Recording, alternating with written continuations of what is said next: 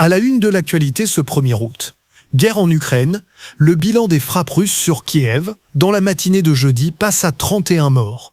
Le ministère de l'Intérieur avait annoncé, tôt ce matin, que le bilan des bombardements russes menés sur Kiev jeudi matin était passé à 26 morts, dont 3 enfants. Ce bilan a une nouvelle fois été revu à la hausse par le chef de l'administration militaire de Kiev, Timur Tkachenko, qui a rapporté que 3 nouveaux corps avaient été dégagés des décombres, portant le bilan à 28 morts. Le président ukrainien Volodymyr Zelensky a annoncé ce vendredi matin sur X que 5 enfants avaient été tués lors de cette attaque, le plus jeune ayant 2 ans, et que les opérations de recherche étaient désormais terminées. Une fois de plus, cette attaque ignoble de la Russie démontre la nécessité d'augmenter la pression sur Moscou et d'imposer des sanctions supplémentaires. Peu importe à quel point le Kremlin nie leur efficacité, les sanctions fonctionnent et elles doivent être renforcées, écrit le président ukrainien.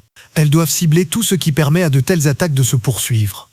Berlin a annoncé vendredi la livraison imminente de 2 batteries antimissiles Patriot à l'Ukraine, cible de violents bombardements russes ces derniers jours, notamment sur sa capitale Kiev, jeudi faisant 31 morts.